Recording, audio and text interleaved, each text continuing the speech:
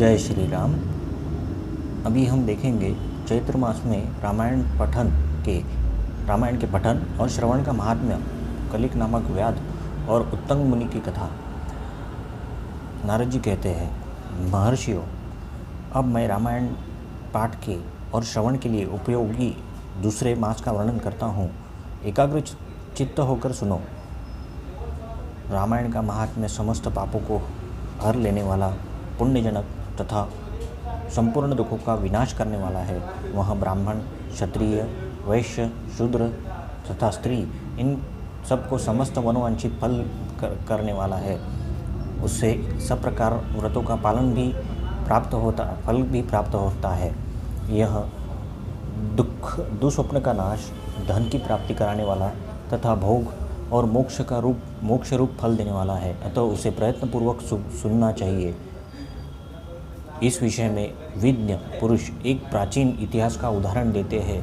यह इतिहास अपने पाठकों और श्रोताओं के समस्त पापों का नाश करने वाला है। प्राचीन कलयुग में कलिक नाम वाला व्याध रहता था। वह पराई स्त्री और पराये धन के अपहरण में ही लगा रहता था। दूसरों की निंदा करना उसका नित्य काम था। वह सदा सभी जंतुओं को पीड़ा दिया करता था। उसने कितने ही ब्राह्मणों तथा सैकड़ों हजारों गौओं की हत्या कर डाली थी। पराये धन का तो वह नित्य अपहरण करता था। देवताओं के धन को भी हड़प लेता था। उसने जीवन में बड़े बड़े पाप किए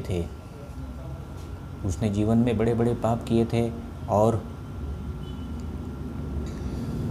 उसके पापों की गणना करोड़ों वर्षों में नहीं की जा सकती थी।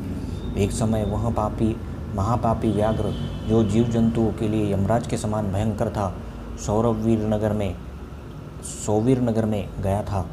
वह नगर सब प्रकार के वैभव से संपन्न, वस्त्राभूषणों द्वारा विभूषित, युवतियों द्वारा सुशोभित, स्वच्छ जल वाले सरोवरों से अलंकृत तथा भांति भांति की दुकानों से सुसज्जित था। देवनगर समान उसकी शोभा हो रही थी। व्याध उस नगर में गया। सौवीर नगर के उपवन में भगवान केशव का बड़ा सुंदर मंदिर था, जो सोने के कलशों से ढका हुआ था तथा उसे देखकर व्याघ्र को बड़ी प्रसन्नता हुई। उसने यह निश्चय कर लिया, मैं यहाँ से बहुत सा स्वर्ण चुरा कर ले जाऊँगा। ऐसा निश्चय करके वह चोरी पर लट्टू रहने वाला व्याध श्री राम के मंदिर में गया। वहाँ उसने शांत, तत्वार्थवेता और भगवान की आराधना में तत्पर उत्तंग मुनि का दर्शन किया, जो तपस्या के निधि थे। वे अकेले रहते थे। उनके हृदय में सबके प्रति दया भारी थी। वे सब ओर से निष्ठुर थे। उनके मन में केवल भगवान के ध्यान का ही लोभ बना रहता। उन्हें वहाँ उपस्थित देख व्याघ्र ने उनको चोरी में विघ्न डालने वाला समझा। तदनंतर जब रात हुई, तब वह देवता संबंधी द्रव्य समूह लेकर चला।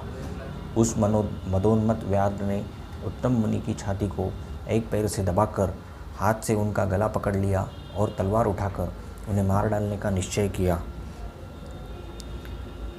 का उपक्रम किया। उत्तंग ने देखा व्याघ्र मुझे मार डालना चाहता है, तो वे इस प्रकार बोले।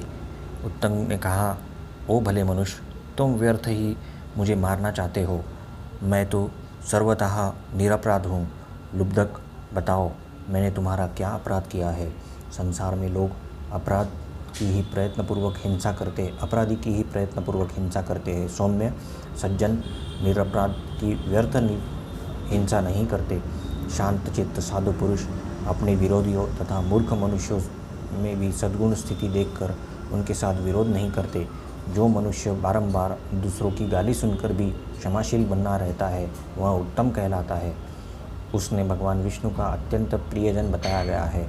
दूसरों के हित साधन में लगने वाले साधुजन किसके द्वारा विनाश का समय उपस्थित होकर उनके साथ वैर नहीं करते। चंदन का वृक्ष काटने पर भी कुठार की धार को सुवासित ही करता है।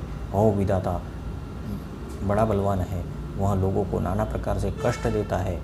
जो सब प्रकार के संग से रहित है, उसे दुरात्मा मनुष्य सताया करते हैं। ओह दुष्टजन, इस संसार में बहुत से जीवों को बिना किसी अपराध के ही पीड़ा पाते हैं। मल्लाह मछलियों के, चुगलखोर सज्जनों के और व्याघ्र मृगों के इस जगत में अकारण वैरी होते हैं। ओह, यह माया बड़ी प्रबल है।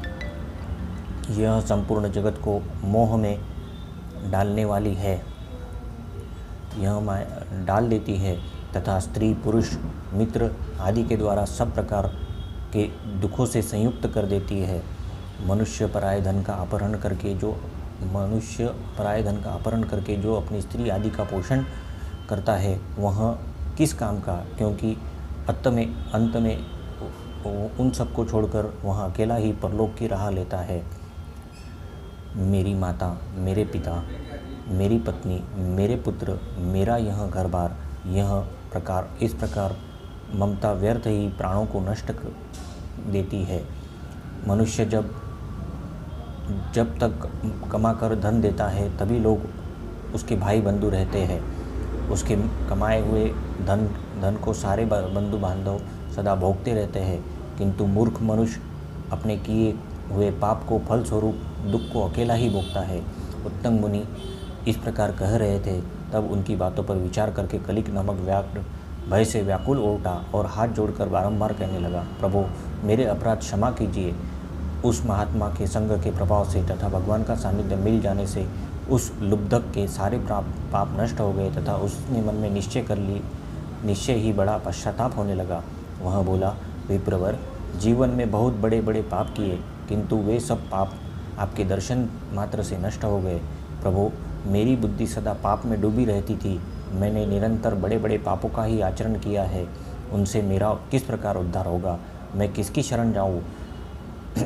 पूर्व जन्म में किए हुए पापों के फल से मुझे व्याग होना पड़ा है। आज भी मैंने पापों के ही जाल बटोरे हैं। ये पाप करके मैं किस गति को प्राप्त होऊंगा? महामना कलिक की यह बात सुनकर ब्रह्मर्षि उत्तंग इस प्रकार बोले। उत्तंग ने कहा, महामते व्याघ, तुम धन्य हो जो तुम्हारी बुद्धि बड़ी निर्मल और उज्ज्वल है, क्योंकि संसार संबंधी दुखों का नाश का उपाय जानना चाहते हो। चैत्र मास के शुक्ल पक्ष में भक्ति भाव से आदरपूर्वक रामायण की नवहा कथा सुननी चाहिए। उसके श्रवण मात्र से समस्त मनुष्य पापों से छुटकारा पा जाता है। उस समय कलिक व्याघ्र के सारे पाप नष्ट हो गए। वह रामायण की कथा सुनकर तत्काल मृत्यु को प्राप्त हुआ। व्याघ्र को धरती पर पड़ा देख दयालु उत्तंग मुनि अत्यंत विस्मित हुए। उन्होंने भगवान कमलापति का स्तवन किया। रामायण की कथा सुनकर निष्पाप हुआ व्याघ दिव्य विमान पर आरूढ़ हो उत्तम मुनि से इस प्रकार बोला, हे मुने,